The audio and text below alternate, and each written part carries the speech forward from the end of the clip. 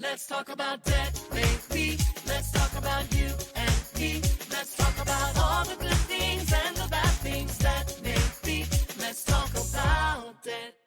You know, I love this season of Life After Debt because I actually get to introduce everyone to my team. And Lisa is one of my debt advisors, and I just adore her because one, we're so similar. I mean, when we met the very first time, Lisa, I don't know if you remember this, but I was like saying, "Oh, I like to work out." And you're like, "Yeah, that's what I do. I teach fitness. I've been in that arena." And you were in makeup and I used to be in cosmetics. And so we had all these similar things. But honestly, what I love the most about you, Lisa, is your heart for others. And that is what really drew me to bring you on the team with us here at Life After Debt. And I'm so excited and honored to introduce you to everyone today. So welcome, Lisa, to Life After Debt. Thank you, Amber. It is a huge pleasure to be working with you and our team. We're just so thankful and so blessed. Such a great team. And you have 4 children. You were in a company for 15 years, which is a very long time. You weren't just in it. You were like at the top of the chain. Mm-hmm. So why don't you share a little bit about who you are, where you're coming from, so our audience can get to know you a little bit.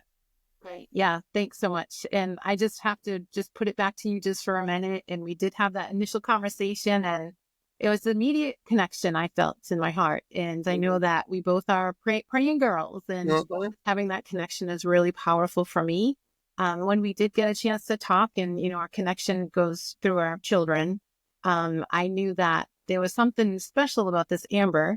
And I'm hearing a little bit about your story. And of course, the company that you began many years ago to help people, it rang true with me as well. And all the things that I have done in my past and have done over the years has always been that number one focus.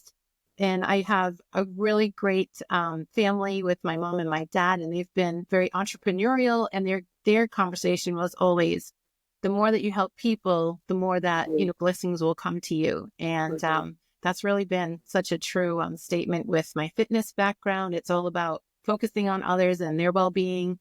My company background that I worked with for 15 years was all about making women feel good. And when they felt good, their intention was always so much bigger because they could do better when they felt good. And just to kind of lift the confidence of a woman is really powerful. And it's a huge and amazing reflection on their family. And then now to transition into this different position of life after debt, debt can weigh us down in a big way. And, kind of coming under your wing and learning a little bit more about finance in that sector, because I do have a financial background with a family. Within our family, we've had a chance to really dive into investments and things like that. Just kind of transitioning into this has been a great pleasure because, again, helping people is on the top of our list. And I think that is the common denominator with you, is that in everything that you've done, you have the same desire, which is the heart behind Life After Debt. And that's really just to help people and create a space for them to flip their script and feel like $1 million. And so whether it was cosmetics you were in, whether it was the gym, making people feel great about themselves, that's the underlying theme. It's no different now with Life After Debt. And I watch you create spaces for individuals to share. And, it's not an easy thing, right? And so for people to open up about their finances, it's like such an ooey topic. Mm-hmm. And our job as debt advisors is just to really be open-minded, but be relatable. And I know you are relatable because I know a little bit of your story, but share a little bit with us about your own financial journey.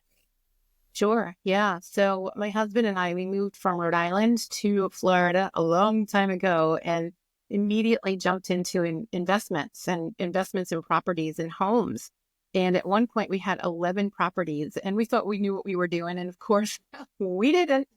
And having that experience of just getting into the whole background of how real estate works, and not that we were agents or anything, but we just kept buying property and having the understanding that you need to be in the black at the end of the day. And that wasn't happening. And in 2000, I believe it was 2008, there was a big market crash. And I think you can relate to some of that. Yeah.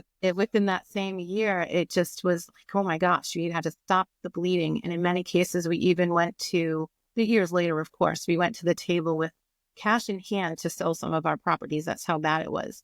So we found ourselves in some debt, and we found ourselves, raising the 4 children. And I didn't mention the kids. You did mention the kids, but Yes. raising them in a time where, there was a lot of money being put out with sports and different activities, and there was constant spending. So we found ourselves in a place where we had to buckle up the bootstraps and, lift ourselves up and out of that. We even got to the point at one time where we put big, and I like this example. You should all do this example. Put big pieces of paper up on our sliding glass door at the time. And we just told our kids, like, hey guys, we're going to write down every single penny that we spend so that you can get an understanding of, it's not just an open well and water just keeps coming out of it. You have to know where it's going. So we wrote down little thing that we did, and their eyes were opened, our eyes were opened, and it prompted us to make better decisions and to work together as a family. So, getting out of that debt was successful. And then move fast forward, we lived in a big home, and then our kids started to get older and move out and do their own thing. And so we worked with an understanding of going to church and to go through the programs that they offer at church with our finances. And again, we thought, gosh, we have this big house. The mortgage was crazy. We didn't need it any longer because our kids were now grown.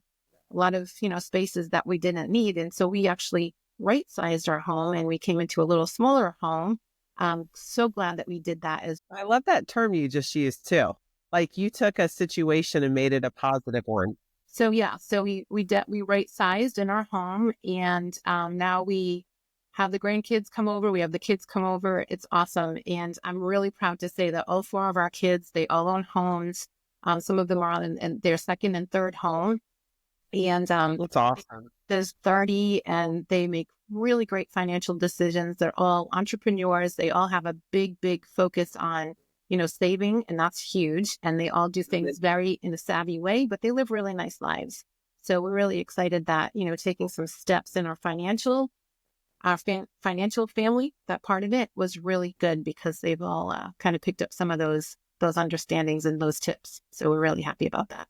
I love that exercise you did with placing paper on the sliding glass door, because I think as kids, they really have no idea what goes into one day of how much spending it costs just to keep things going. So whether it's a bill or a trip to the grocery store or putting gas in the car, for them to see it with their own eyes, how much money it takes a day, I think that what it does is it raises kids that have a level of respect for $1. They understand, hey, listen, it takes a lot to run this ship. So I think that's so good that you did that with your kids. The other thing I love that you said too was that you right-sized. I think there's so much power in words, and, to say downsize, because we did the same thing. We moved out of a house that was way too big for us and got into a smaller place, which I absolutely love. It's a lot easier to clean. I'm sure you'd agree with me on that. So true. And there's space that we actually use. There's no waste space in our home. So there's not the extra living room or the extra dining room that we use once a year. A lot of square foot. Yeah. So it just makes a lot of sense. Yeah. And the other thing I think too, in, talking financially, is I think a lot of people understand that they should buy a home or reside in a place that accommodates guests on occasion or is for other people. It's really important to decide what you want that are going to fill your needs. And I think of it that way because I know that if people come to visit from out of state, which, we live in Florida, so there's a lot of company that comes and goes, especially at certain times of the year. We do have hotels and hotel for a few nights. If we want to even treat those people to that hotel for a few nights is a lot less expensive than buying an oversized home that you might have the doors closed in bedrooms that you don't need, or you have the room in the spaces in your home that you don't, rooms that you don't use. So I thought that was a really good mindset too, when we were thinking about what's next, what's going to be fitting for us as a family. That is such a good point. So many people will purchase a home and base it on the amount of visitors they have. So they're paying additional money every single month in their mortgage, when the reality is it would be cheaper. Just get them a room at the Ritz when they come to town. There you go. Enjoy it. And you're not stuck with a mortgage that you are basically house poor because you've got this huge house to accommodate. It does make a lot of sense. And there's so many little things like that that I love that we're able to talk with people one-on-one about. And for you, what do you find has been the biggest challenge with coming on the Life After Debt team and connecting with individuals? Is there anything that you feel like, you know what, man, this is really tough? Well, I wouldn't say that it's really tough. I would just say that it takes patience on our side because we're in a place where we have tools that we can help people. There's no question in my mind. I feel very confident about that. I think what is difficult is trying to get people to step up to the plate to make those first moves because, of course, we're coming from a place, and I've been there. I've had my head in the sand when we did all the different financial, you know, can I take a peek or take a deep dive? When we did that personally with another company or with another, another program, that was hard. I mean, you've got pride that kind of holds us back. You've got some shame, like how did I get here? What happened? And, how did the ball start rolling? And oh my gosh, it got out of control and you don't really know what to do next. So I feel like it's not that we have to convince people because you're going to do something when you're ready to do it. That's But right. to remind them that it's a safe place, that it's a conversation, make it a normal conversation. Even when we put the kids to the task of writing down everything that we did, that's a conversation, a normal conversation about money. Emotions come popping into it. So we want to put those emotions aside, even though we do want to feel emotion. We just don't want it to hold us back. But when we have the ability to make it a conversation and look at the money as a tool, and to see that this is a place where we can make better decisions and move in a place that's going to take what may be spending money on interest rates and, the snowball effect in a negative way and flip that script to a snowball in the positive way. So just having the mindset of thinking, oh my gosh, if I could take those monies that I'm putting towards not a good thing and put them towards a good thing, what would my situation look like? Yeah, So I think that's the challenge comes. yeah, people miss that. They are looking at it through the lens of, well, I'm paying all of this interest. But to take it a step further, not only are you paying all of this interest, but what would you have done with that money that could have actually allowed it to grow by putting it to work for you rather than paying for a steak dinner you had 2 years ago and the interest on that dinner, right? And Right. so I think you hit it on the nail, though, when you said that about just the shame and guilt that most people actually feel, which is what holds them back. I remember when I first got in the business, even some of my friends who knew what I was doing, they were hesitant to open up. And it took a little while. And then after a while, they'd say, okay, I just have to come clean with you. You got to help me with my debt. So, and I love that because one, I'm like, thank you, right? Thank you for being vulnerable and sharing. But number two, absolutely, I'd love to help you because I don't want anybody else to be stuck in the bondage of debt because we know what it does. We know the generational curse that I believe gets passed down from one person to the next if it's not dealt with. So, of course, I want to help you settle your debt and get out of this and flip your script. But it is the hardest part, is just being vulnerable enough, whether it's pride, shame, guilt, to open up and share. But I know, Lisa, I've heard you do create spaces for individuals to have those conversations. And sometimes, I know for me, when I listen to people, sometimes it's just, they just need a place to, it's like vomiting everything all over you, everything that they're dealing with. And you hear so much emotion in it, right? Like the emotional toll that debt is having on individuals. And the reason I'm touching on this with you is because for you and I, we use, fitness or working out as an outlet for stress relief. But talk a little bit about the things that you see with individuals who are struggling with this and the toll that it's taking on them, even outside of just the financial amount they're paying. Right. And there's a direct correlation. I know that we've had conversations about this. There is a direct correlation with physical fitness and just moving your body. Some people might think, oh, I'm going to get a little muscle or I'm going to get, a little bit more tone. It goes so far beyond anything that we ever think, the initial thought of the things that I just mentioned goes so far beyond that. I mean, the mentality that we have, all of the connections in our brain, when we're moving our body physically, it actually helps us financially, I agree. emotionally, all of the things that come from just getting the fluids moving and getting the blood moving and getting the oxygen moving. It's just so powerful.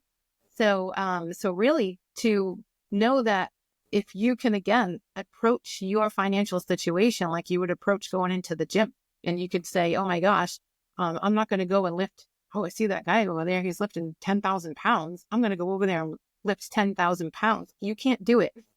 I mean, you can build up to it. And that's kind of our point Right. when it comes to life after death.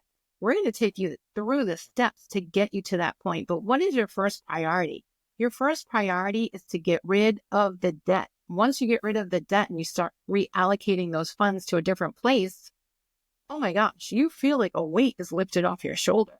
And we're going to help you with those steps. We're going to be there to walk with you down that path. And maybe one thing that works for one person is going to work differently for somebody else. And nobody is exactly the same. No situation is exactly the same.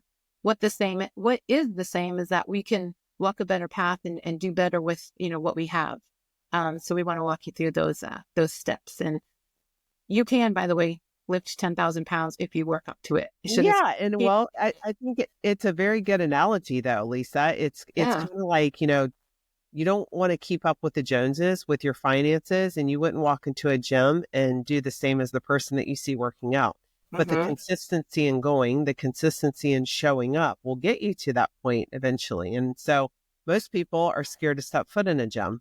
Most people are scared to do something about their debt, which I always find fascinating. It's like, if we were as cautious about a solution, if we were more cautious with getting a credit card as we are about being handed a solution, oh, how different our financial situation would be, right? We see people say, I don't know if we should do that. But yet when they were offered a credit card, there was no thinking. It was like, I'll take it. Let's go. So just being able to be consistent with the track that you're on and stick to it. And is it tough? Yeah. It's not easy, but you know what? It sure beats the alternative, which is bankruptcy for most people. And so to help people avoid bankruptcy, which has such a negative impact on their credit and long-term ramifications and all the shame and guilt that goes along with it, then it's a win if we can get them off of that track and onto another. So I know that's your heart. Yeah, of course. And then too, to know that there's a track to run on and there's a coach and somebody that helps you through it. And I wouldn't consider myself to be a coach, but I definitely would be somebody that would help somebody go down that path because it can be scary. There is a lot associated with debt and debt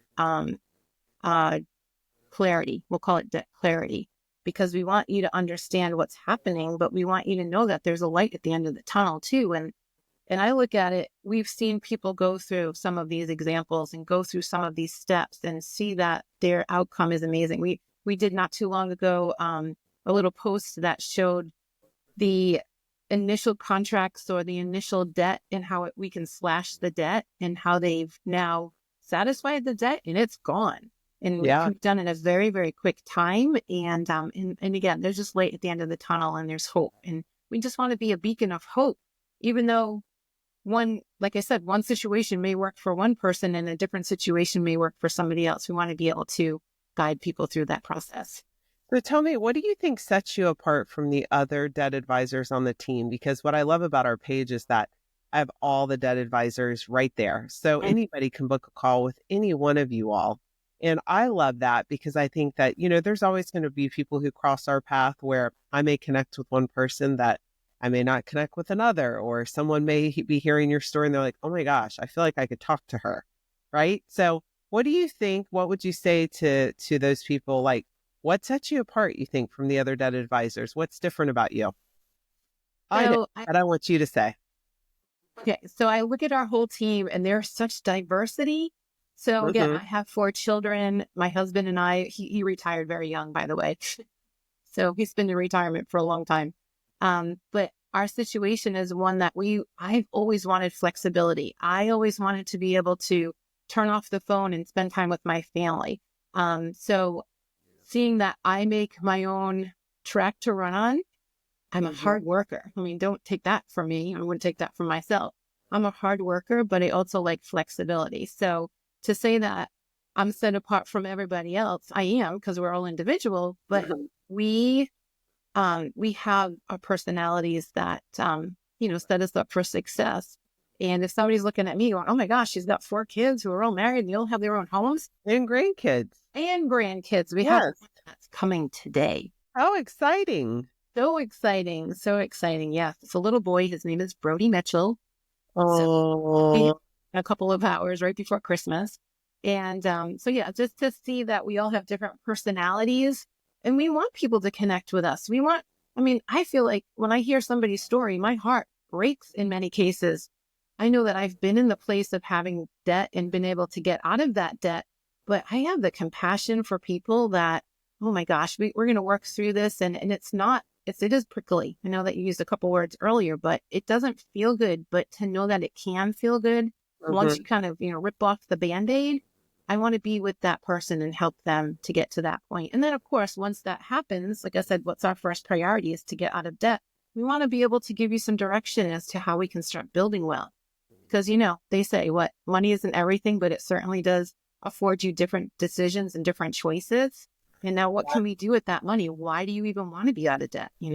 So, yeah. well, it does. It provides you with a lot more freedom, and freedom is a big deal. So, if you can get your finances in order, you basically will gain control again of your life rather than hand the keys over to creditors and those who you owe, which can be really, really frustrating to get out of. Trust me. So, if someone was considering booking a call with you, Lisa, what are the 3 things you would tell them? I mean, I can remember even on stuff that I like, where you'll look at something or you'll see a post, you're like, I really need to do that, but I'll do it later. Or I don't want to do it, or I don't want her to know my situation. She may think it's this. I've had some people say that to me. What would you tell them to do if they were considering or wondering, hey, am I a good candidate for this? Do I really have a problem? Like, what would you tell them? Well, obviously, the first thing is to move into action. We can think about it all day long, but until we make a decision, nothing's going to change. And what do I say? I say that for things to change, you have to make a change. So just make the decision to make the call. The second thing I'll say is you've got absolutely nothing to lose. There's no judgment. There's nothing that you can say that I probably haven't already heard. And just know that a conversation is completely confidential. So having the conversation, and that's what makes us different as a company, is you talk to me. You talk to, one of our team members. You talk to us directly, and there's a relationship right off the bat. And I even tell some people that I don't know, because of course, we meet people in different places that we've never met them before, to just trust the process, trust us, even though you don't know me. The track record, I think, speaks for itself when it comes to Life After Debt as a company. But to secondly, just, trust the process, trust us. And then the third thing I would say is just have complete and total faith that there is a better way. And I just know that there's some people that deal with the phone call ringing all the time, and the collectors and the debitors calling to ask for their money, and they're very slick. They're slick. So just having the ability to know that they won't get those phone calls anymore, and that we can shut that down and then start working towards a solution to get out of the debt. So you flip the script, and hopefully soon, because we say between 6 months to 48 months, we can get you out of debt. Every situation is different, of course, but that's really our goal. And then to have those monies again going towards building your wealth and in different vehicles that we can recommend. So yeah, and for most people who don't know yet, I mean, the clarity calls, they're free. And so 15 minutes to just share your scenario, Lisa or anyone on the team can actually listen to you and hear where you are and guide you based on what your financial goals are, because everyone's situation is different. Right. So I love that we have the tools. And I also want to mention, because, credentially, most people would say, okay, well, what are their credentials? The truth is we're humans, and we've all been there. Everyone on this team has experienced some type of hardship, which is part of the qualification to where they have been at the bottom, and they've gotten themselves out of it and have now flipped their own script. So now that they can open up the space to converse with others and fully understand where they are at that moment, which is very powerful. So I know you're going to continue to do that, Lisa. I'm super excited for you to be part of the team. And people can find you if you want to give your information also. reducemydebts.com/Lisa. Perfect. And you're on Instagram and Facebook. Yeah, so definitely keep up with Lisa and anyone on our team. You can visit our website, reducemydebts.com. You can see all of the debt advisors there. You'll see Lisa and you can book directly with her. Don't hesitate to reach out. It sounds simple, but we absolutely understand the magnitude of taking that first step. And so please don't hesitate to reach out if we can help you in any way, shape, or form. And Lisa, it was so great having you on the show. Thank you, Amber. I look forward to many, many great days of celebration with all of the people that jump up and take the steps to get it done, because it can be done. It can be done quickly as well. That's right. Well, we'll talk soon. Bye. Bye.